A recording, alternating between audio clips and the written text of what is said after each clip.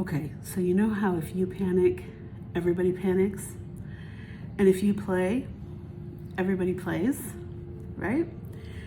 When my kiddo was little, after a long day of work or church or anything that I was doing, I would start this little rhyme, just like a 2-year-old, not really a rhyme, but when Tommy was 2, I would just say, and it's popcorn time. And then Tommy would say, and it's popcorn time, and it's snack time, and it's snack time, and it's drink time, and it's drink time, and it's movie time, and it's movie time, and it's snack time. And that was enough to lighten up all of the burdens of the day.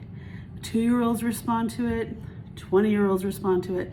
Nothing faster or easier to lighten anything than a dance party, right? Even if you're just moving a little bit like this, it changes the entire atmosphere.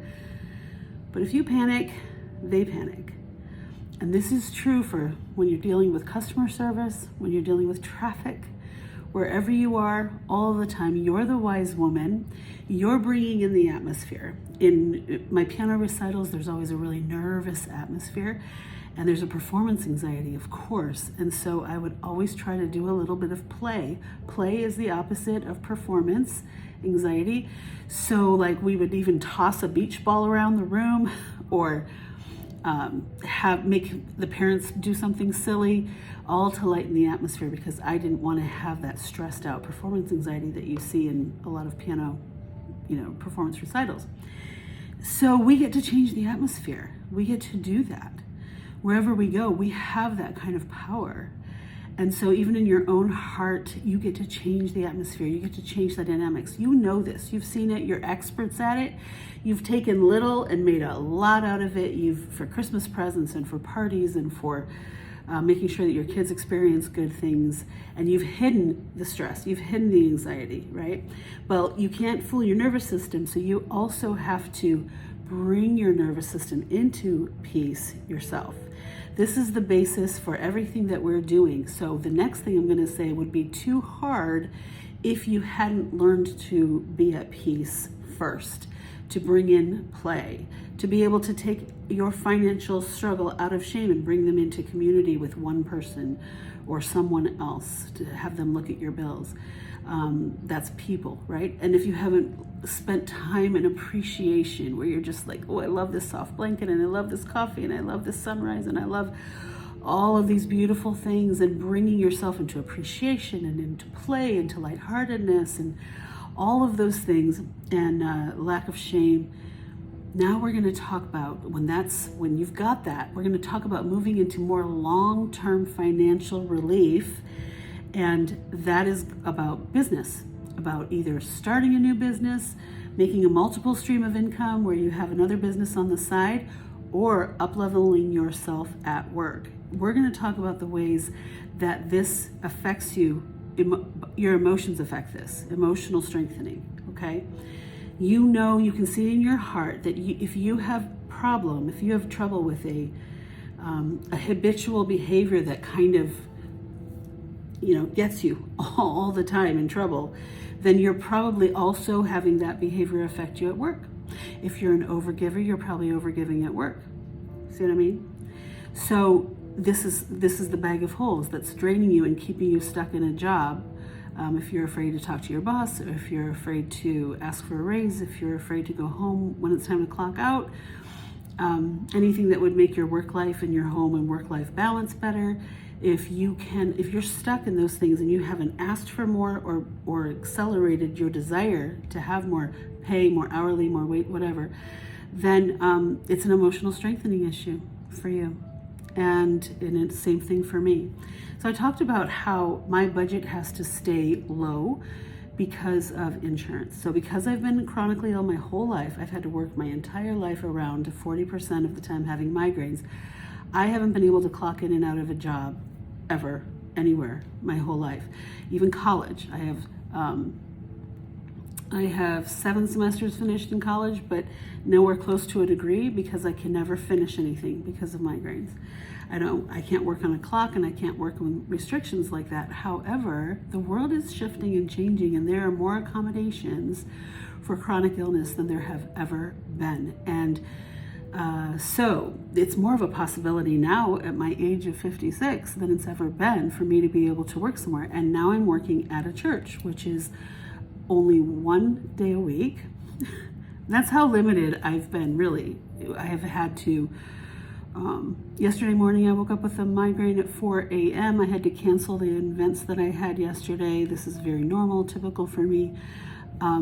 And the people in my life have to work around it. And there's a lot of people who just can't or don't want to. And so that limits, and until I have a miracle regarding migraines, and something that maybe could be like a thorn in the flesh, that thing, that thing that makes you limp through life, that keeps you humble and reliant and strong in your weakness, because it keeps me from being the king of the world, right? So I have had to learn and work, and this is my expertise now because of migraines. I would not have learned all of this if I could have done in my own strength and power everything that I was doing by the time I was 21. At 21, I had the career that I had, that you would have, that I would have for the rest of my life, but I couldn't keep it for several reasons, but one of them is my health. So when you decide that something, like when you are living with something that is difficult, to get through, and then you have to modify your life,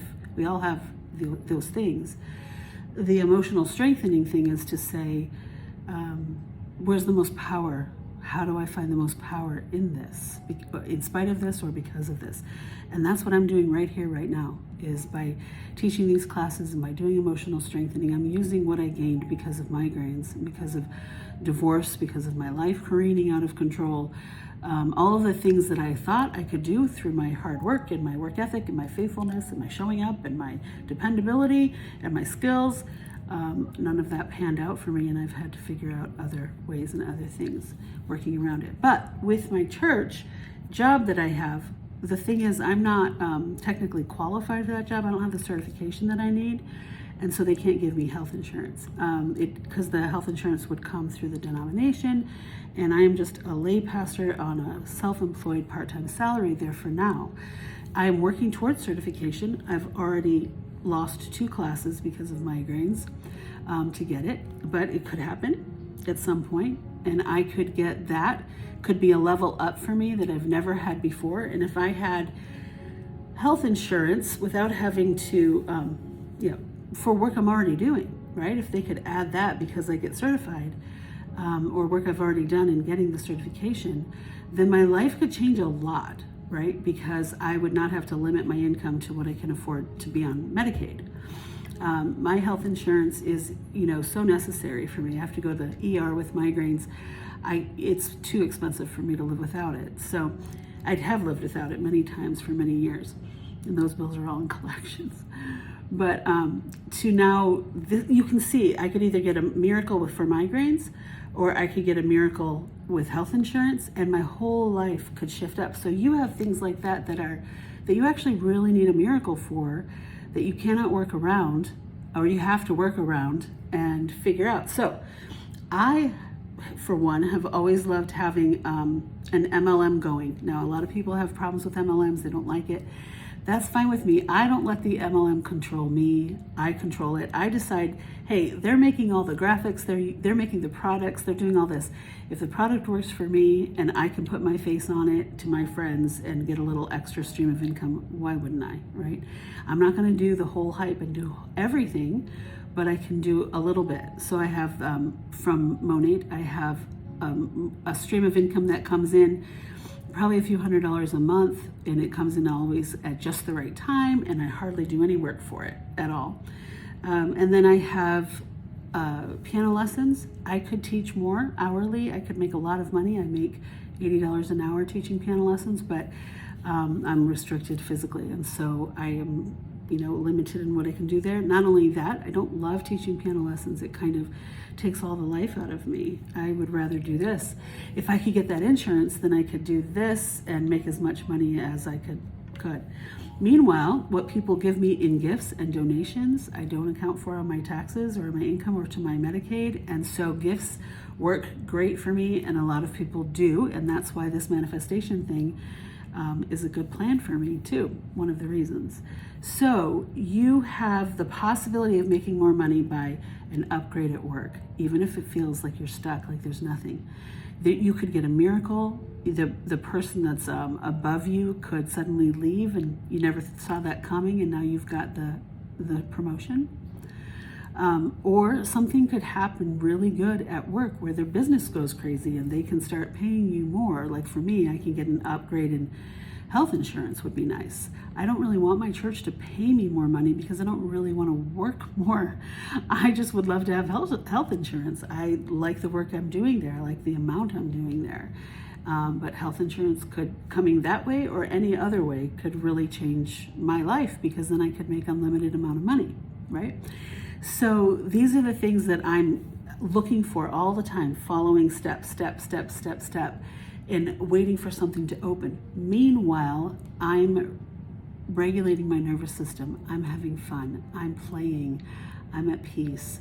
I'm spending time writing down my dreams in my journal. If you don't like journaling, you can go for a walk and talk it out loud into your voice memos. So here's my question for you now. What would you perceive, can you perceive something better that you actually do for work so that you can have well-paid, meaningful work? Would you rather run a business or be an entrepreneur? Would you rather work for a better company or a higher company or have a higher position? Is there a dream there? Or are you so perfectly happy there and it doesn't need to get better at all? I don't think so, because I think you want more money. And so I told you mine. Mine is at my church if they could take care of my insurance. They don't even know I want this. I don't want to bring that up to them because I don't want it coming out of their pocket. I know my church people and I don't want there to be any more giving or suffering there. But the big denomination, yeah, I'll take it from them. So as far as I know, I have to get certified in order to have that. We'll see what happens next. You tell me, what could be a dream or a goal that you would aspire to next in actual work that would bring you more income? Dream bigger. Let's dream bigger. As always, I'll say that if you can't see forward, if you don't see anything in your vision, it's very possible that you're stuck in your right brain.